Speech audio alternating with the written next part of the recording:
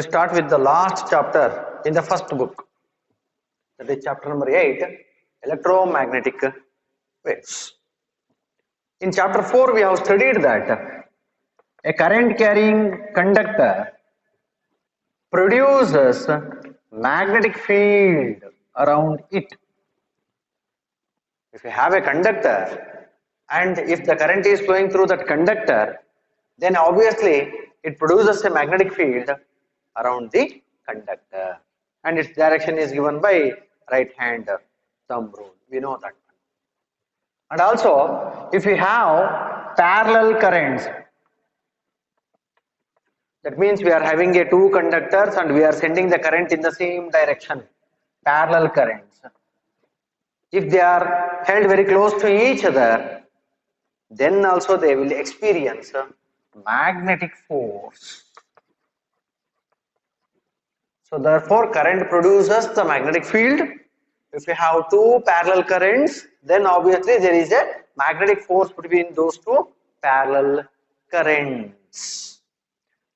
Parallel currents attract and anti-parallel currents repel each other. That we have studied in the 4th chapter.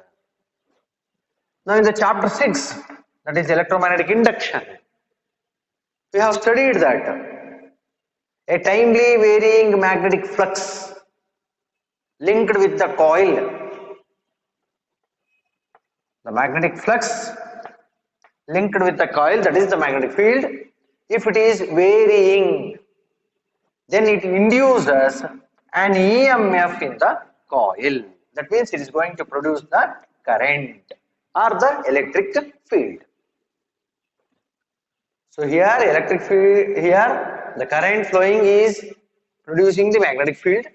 In the chapter 6, that is electromagnetic induction, the flux linkage, if it is changing with respect to time, it is going to produce the EMF. That means the current or the electric field. So that means the magnetic field is going to produce the electric field here.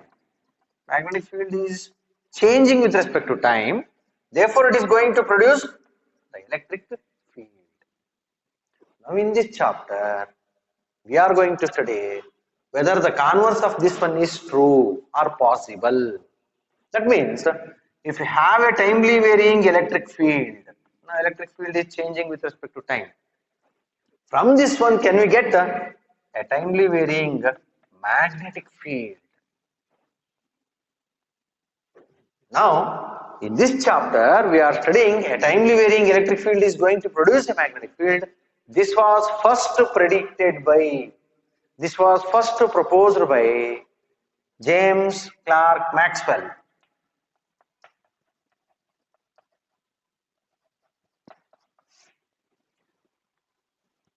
He first proposed the concept of a timely varying electric field produces a magnetic field, and that magnetic field is going to convert into electric field. Now these two are mutually converting each other and they are going to produce an electromagnetic wave. This was first proposed by James Clerk Maxwell. Now how did you get this concept of a timely varying electric field is going to produce a magnetic field? Now Maxwell, he was applying Ampere circuital law.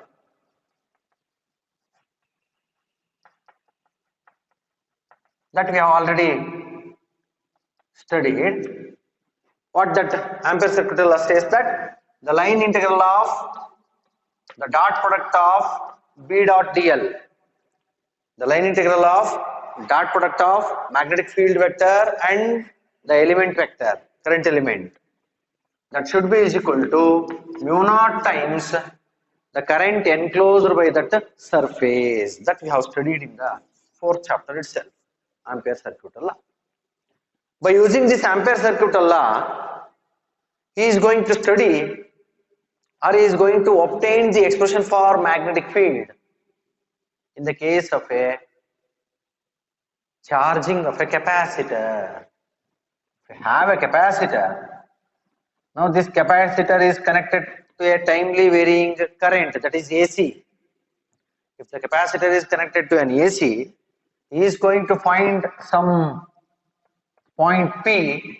At that point, he is going to obtain the expression for magnetic field.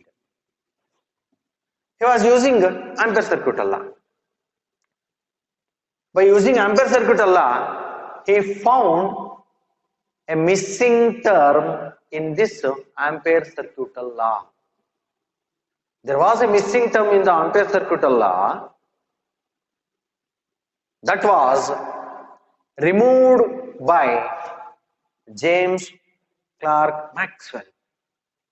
He introduced a new current, a new concept that he called it as displacement current.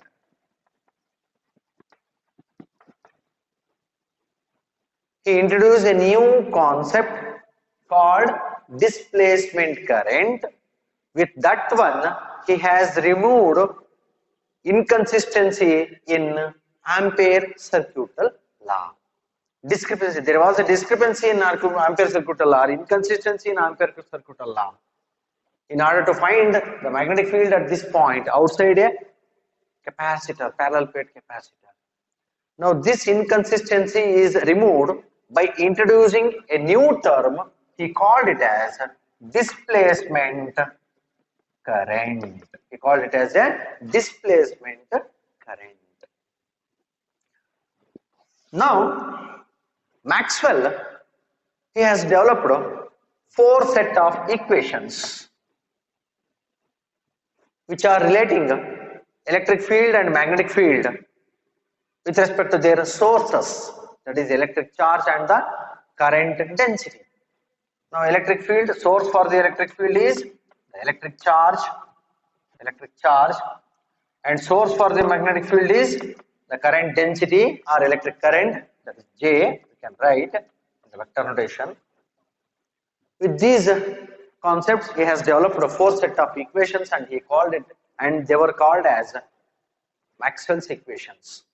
Now these 4 set of Maxwell's equations completely explains all the electromagnetic phenomena, starting from Oersted experiment to the Faraday's experiment, and also the Lorentz forces. All these electrical and magnetic phenomena can be understood, can be mathematically written by the Maxwell's set of equations.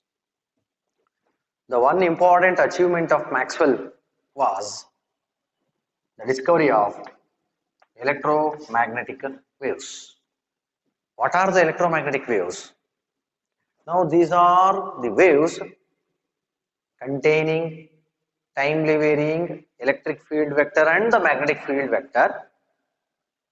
Both are perpendicular to each other and also perpendicular to the direction of propagation. A wave containing timely varying electric field vector and the magnetic field vector, which are mutually perpendicular to each other. They are perpendicular. If it is the electric field vector and this is the magnetic field vector, these two are mutually perpendicular to each other. And also these two are further mutually perpendicular to the direction of propagation. If the wave is traveling along this direction, then we have an electric field vector along this direction. If I say it is an x-axis, and magnetic field, this is the y-axis, and this is the z-axis. In the x-axis, I am having the electric field vector. In the y-axis, I am having the magnetic field vector, and in the z-axis, we are having the direction of propagation. Now, this constitutes an electromagnetic wave. He predicted that one, the presence or existence of electromagnetic waves in 1865. He predicted that one. Now these electromagnetic waves, they are traveling with a very high speed, that is the speed of light, 3 into 10 to the power of 8 meter per second. All the electromagnetic waves containing the timely varying electric field vector and the magnetic field vector, they are traveling with a high speed, that is speed of light. And hence he concludes that light is an electromagnetic wave. Light is an electromagnetic wave. And other electromagnetic waves are ranging from radio waves to gamma rays. Radio waves, microwaves, infrared, visible light, ultraviolet, X-ray, gamma rays. All these are electromagnetic waves and they are traveling with the speed of light 3 into 10 to the power of 8 meter per second. He predicted that one. Now later in 1885,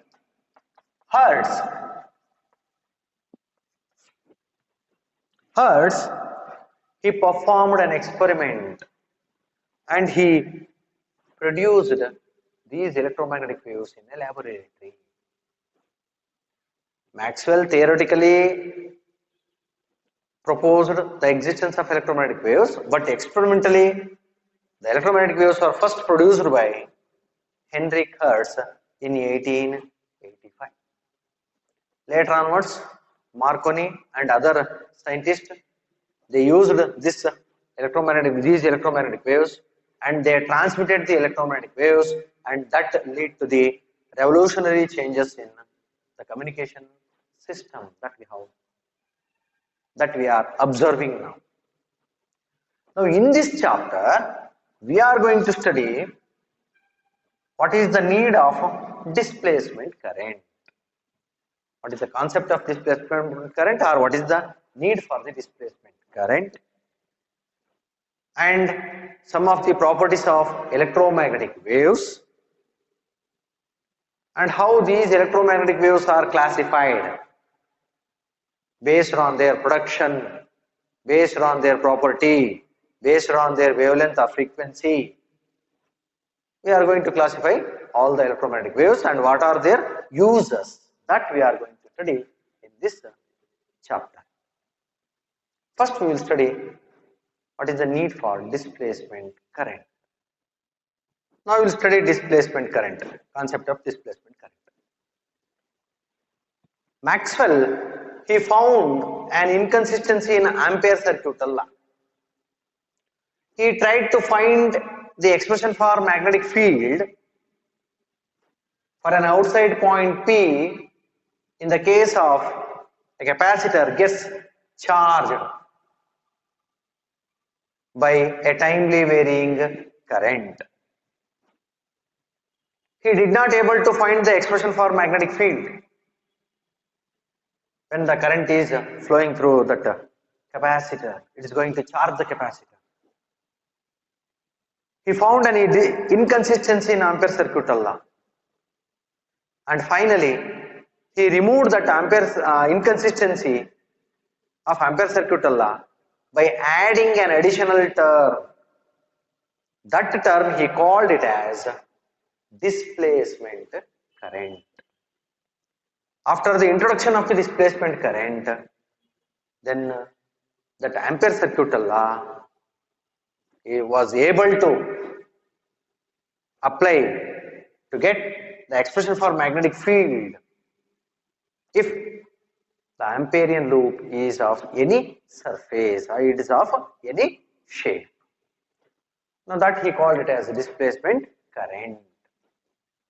So here electric field is displacing, therefore the name is called as displacement current. Electric field is displacing, and hence it produces the current, and that current he called it as displacement current. Now we will study how he obtained that concept of displacement current. Now Maxwell took a capacitor as shown in the figure here. Now that capacitor is going to charge. It is going to connect it to a timely varying source, and it is going to charge with a timely varying current IT. At any instant of time, now one plate becomes positive and the other plate becomes negative. After the plates are charged, he intends to find the magnetic field outside the capacitor, parallel plate capacitor. He took a point P outside the system of parallel plate capacitors. Now this capacitor is part of an electrical circuit to which a timely varying source is applied. It is going to charge the capacitor. Now, in order to find the magnetic field at the point P, he is going to apply Ampere circuit law.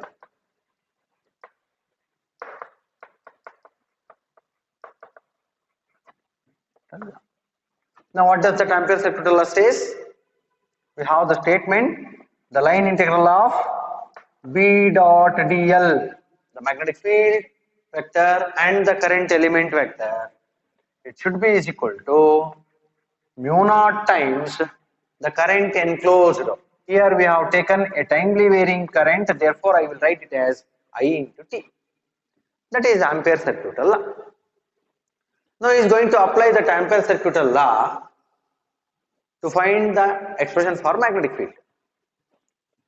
Now he has chosen a circular loop. Now this circular loop is taken as an Amperian loop. Now he has taken a circular loop as an Amperian loop and he is going to apply Ampere circuit law. Now the line integral of vector B dot dl. Since B is constant here, therefore it should be B into line integral of dl. B into, what is line integral of dl? It is the total length of the Amperian loop.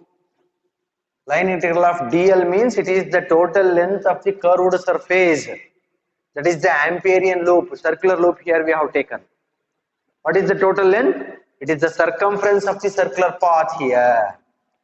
If r is the radius of that circular path, then line integral of dl is, it becomes 2 pi r. Now this is the left hand side of the Ampere circuit law.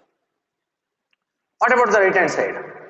Since through the loop the current I is flowing, therefore right hand side is mu naught times, mu naught is permeability of free space, we know it, mu naught times the current flowing through it, and hence by the first diagram, by choosing Amperian loop as a circular path as shown in the figure A, he got the expression for magnetic field as B into 2 pi r is equal to mu naught into IT, or the magnetic field is mu naught I of t divided by 2 pi r. He got this expression. Maxwell got this expression for the magnetic field. Now he tried to obtain the same expression by choosing different surfaces having the same boundary. Why should you take only the circular loop? He decided to take a pot-shaped surface having the same boundary as that of the circular loop. Boundary should be the same, but the shape of the surface is a pot-shaped surface. And he tried to apply this Ampere circuit law. Now here, the bottom of the pot is well inside the plates of the capacitor. He has chosen that shape. Now he applied Ampere circuit law for this type of surface, that is pot shaped surface. Now LHS is, what is the LHS of the Ampere circuit law? It is line integral of B dot dl. B, it is the magnetic field that we are going to find. dl, it is the boundary of the surface. Now here the boundary of this mouth or this surface is once again the circular one. Therefore we got 2b dot b into 2 pi r. This is LHS. Now which is similar to that of the first case. Whereas the RHS is found to be, it is mu naught into current flowing through that surface. Now look here in this second diagram carefully. The current is flowing up to the positive terminal plate. It is not flowing inside the capacitor according to electrostatics.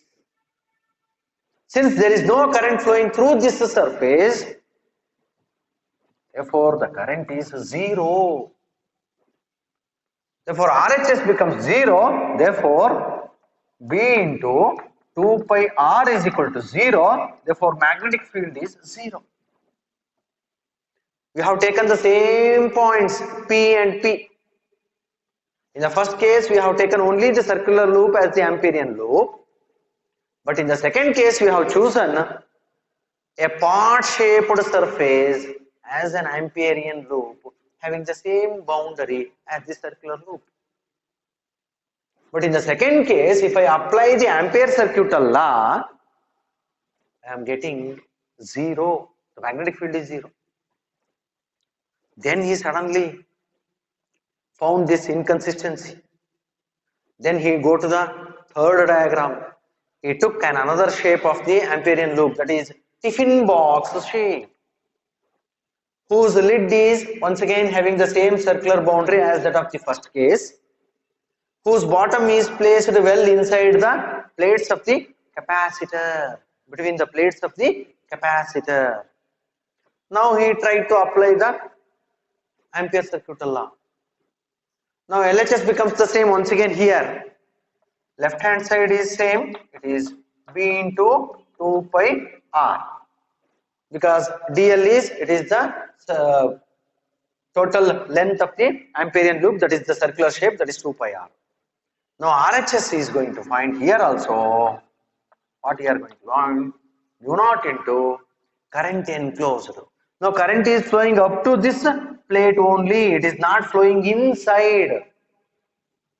And hence current enclosed by that surface is once again 0, and he got the magnetic field at the same point P, here, by taking this tiffin box shape, it's found to be 0. So this was the inconsistency of Ampere circuital law. By choosing one shape, we are getting the expression for the magnetic field like this. At the same point, if I choose the different surfaces having the same boundary, he obtained the expression for magnetic field as 0. This was inconsistency of Ampere circuital law. Then he thought that there must be something flowing between the plates of the capacitor. That was the missing term in Ampere circuital law. If we introduce that missing term, then that modified Ampere circuital law, it can be used to find the expression for magnetic field if the shape is having any shape, whether it is a circular loop or pot shape or a tiffin box shape, then we get the same expression for the magnetic field. Now we will work out what is that missing term that Maxwell called it as displacement current. Now look here in this diagram, third diagram. Now current is flowing up to this first plate only. It is not flowing through the entire surface, that is tiffin box shaped surface. We know that in the second chapter we have studied in the case of a capacitor, there is something flowing. There is something between the parallel plate capacitors that we have studied is the electric field. The electric field is flowing from positive place towards the negative plate that we have studied in the second chapter. And also we have obtained the expression for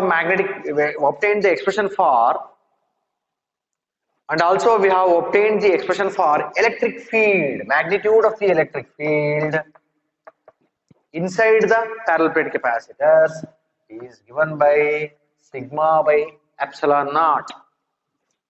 What is sigma there? It is the surface charge density.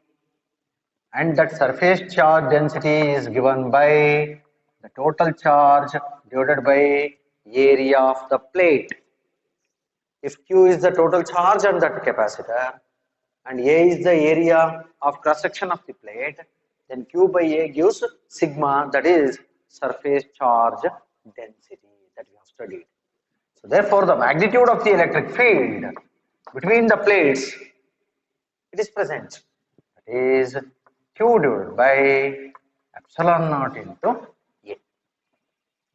But look here, as the current is time dependent, as the current is varying, now these charges are also varying. As the charges are varying, what about the electric field? The electric field is also varying. Now by using Gauss law in electrostatics, the electric flux between the plates is given by the electric field multiplied by, it is the dot product of electric field vector and the area vector. That is according to Gauss law that we have studied. Now electric field is Q divided by epsilon naught into A and area is A. Therefore A get cancels. Therefore phi E is equal to Q divided by epsilon naught, which is nothing but Gauss law that we have studied. Since the current is time dependent, current is varying, therefore the charges are also varying. Now these varying charges, we are getting varying electric flux. The time varying electric flux is given by d phi E by dt is equal to d by dt of Q divided by epsilon naught we are getting. That is d phi E by dt, that is equal to epsilon naught, it is permeability of permittivity. Epsilon naught is permittivity of the medium, that is constant. Therefore we are getting dq by dt. Now in the third chapter we have studied what is dq by dt? The rate of flow of charges. Since the charges are varying here, now this constitutes a current. Since the charges are varying, the electric field is also varying. That electric field, varying electric field, produces a current. That current, Maxwell called it as displacement current. Even though there is no connection from these two plates here inside, there is a current flowing. How this current is produced? That current is produced by timely varying electric field. The timely varying electric field produces a current. That current is displacing from one plate to the another plate, and hence the name is called displacement current. Therefore, Maxwell obtained this relation dq by dt, it is nothing but the current, displacement current. Finally, the expression for the displacement current he got is id is equal to epsilon naught into d phi E by dt. Now that is the expression for displacement current. It is epsilon naught times the rate of change of electric flux. Epsilon naught times the rate of change of electric flux is called it as displacement current. Now that displacement current is flowing from one plate to the another plate. If this missing term if this missing term is introduced in Ampere circuital law, then obviously we can get the expression for magnetic field for any point outside for any shape of the Amperian loop. Then he modified this Ampere circuital law. Now what is that Ampere circuital law? It is B dot dl, that is equal to mu naught into I. It is general formula. He modifies this one. This current is not only due to the conduction current, that is conduction electrons. The current due to the flow of charges outside the capacitor, it is the conduction current. There was another term, that is displacement current, is missing here. If we add that to this circuit, this formula, we get mu naught. He write this as total current as IC, current due to the conduction of charges outside the capacitor, and ID, current due to the timely varying electric field inside the capacitor. Now this is formulated, therefore mu naught B into DL, that's mu naught into IC, where IC stands for conduction current, and mu naught into ID, substitute for ID, we are getting mu naught epsilon naught d phi E by dt, d phi E by dt. Now this was the missing term, and this missing term he called it as displacement current. Now this is called as Ampere-Maxwell circuital law. This one is called as Ampere-Maxwell circuital law. By using this relation, we can easily work out what is the expression for the magnetic field at a point outside the capacitor. Now let me define this displacement current. How can you define this displacement current? The current produced inside the capacitor due to a timely varying electric field. Due to a timely varying electric field is called as displacement current, and the expression for displacement current is given by ID is equal to epsilon naught into d phi E by dt. Now this is the modified Ampere circuital law, and it is also called as Ampere-Maxwell law. Therefore, Maxwell predicts that there must be something flowing here. What is flowing between the plates? An electric field is flowing. That electric field is not steadying one, it is timely varying electric field. If there is a timely varying electric field between the plates of a capacitor, that is going to produce a current. That current he called it as displacement current. Now with this equation, we can get the same expression for the magnetic field at point P if we choose any shape. So from this one, Maxwell predicted that, Maxwell predicted this one based on these mathematical steps. He has not conducted any experiment. Later onwards, Hertz conducted an experiment to produce the electromagnetic waves. Now carefully look here. Timely varying electric field is going to produce a magnetic field, and vice versa, a timely varying magnetic field is going to produce an electric field. Now these two are interlinked. So Maxwell unified electrostatics, magnetism, and even optics. He unified all the three, and he has given 4 set of equations. Now these 4 set of equations are called as Maxwell equations. With these, we can explain all the electrical and electromagnetic phenomena. Now Maxwell predicts there is an electromagnetic wave produced. Now this electromagnetic wave is produced by a timely varying electric field going to convert into magnetic field. A timely varying magnetic field is going to convert into electric field. Now these two, that is timely varying electric field and the magnetic field, are mutually perpendicular to each other and also mutually perpendicular to the direction of propagation. And this system of timely varying electric field and magnetic field, which are propagating in a medium, he called it as electromagnetic wave.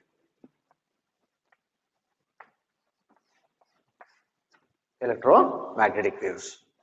And later onwards it was found that they are traveling at the speed of light, and hence light is also an electromagnetic wave. That is the concept of displacement current. Now next we are going to study what are these electromagnetic waves and what are the properties of the electromagnetic waves. Now how we are going to produce the different types of electromagnetic waves and what are their uses or applications that we will study. One important note you should remember, this electricity and magnetism, they have a symmetry. Electricity and magnetism, they have a symmetry. A timely varying electric field is going to produce the magnetic field. In the same symmetric concept, a timely varying magnetic field is going to produce the electric field. Marconi, an Italian physicist, he successfully transmitted the electromagnetic waves through a longer distance, through a kilometers. Now that led to the revolutionary changes in the communication system. Now we will study electromagnetic waves in detail. What is the source of an electromagnetic wave? If you have a charge which produces only the electric field. If you have a steady current, it produces a constant magnetic field. Now these two are not the sources of these electromagnetic waves. Then what is the source of an electromagnetic wave? An oscillating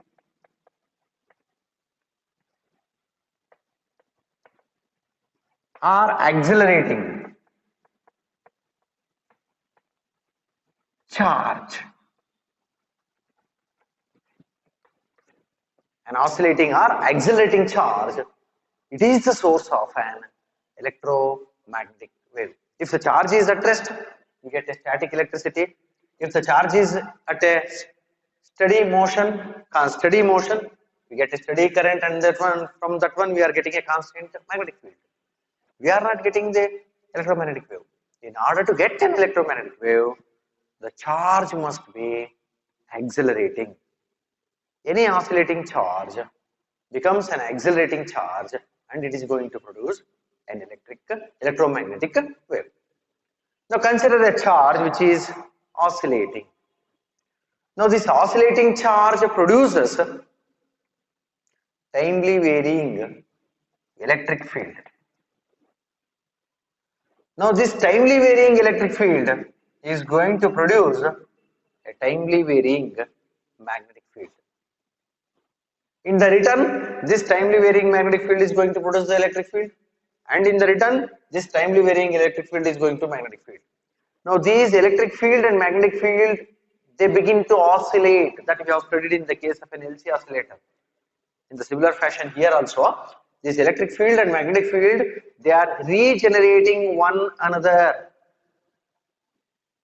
and hence the energy is radiated in the form of a wave, and that wave Maxwell called it as electromagnetic wave.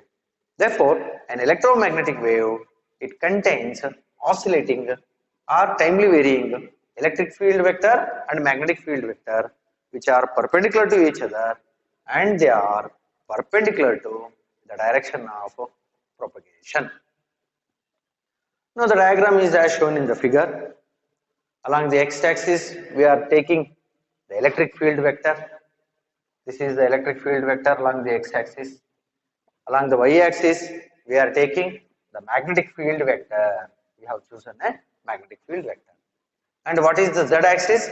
It is the direction of propagation. Propagation means the wave is traveling along the z-axis.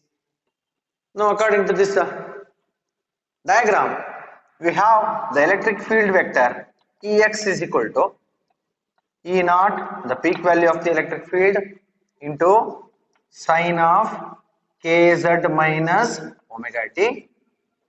That is the wave equation for the electric field vector. Similarly, we can write the wave equation for the magnetic field vector, that is By. Since it is along the y-axis, By is equal to B naught, peak value of the magnetic field, into sine of kz minus omega t. Minus omega t. Now these two equations we have written with respect to what we have studied in the first PUC. Last chapter, that is oscillations, waves. In the waves chapter we have studied. Now here K is propagation constant.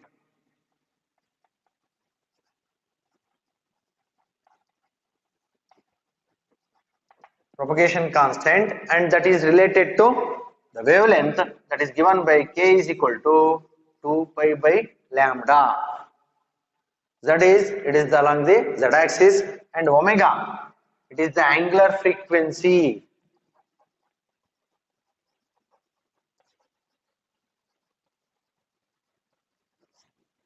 And it is related to the time period. Omega is equal to 2 pi by t. Now these things we have studied in the first PUC itself. K is the propagation constant, omega is the angular frequency. Now this wave is traveling with a speed of light that we have studied. The velocity of this wave is given by omega by k. It is given by omega divided by k. Now omega here we have taken as 2 pi by t, and k is 2 pi by lambda. Rc is equal to lambda by t. That is the speed of this electromagnetic wave. And also we know that reciprocal of the time interval, we call it as frequency. It is called as frequency. So therefore the speed of this wave is given by lambda into nu. With this speed, that wave is traveling in a medium.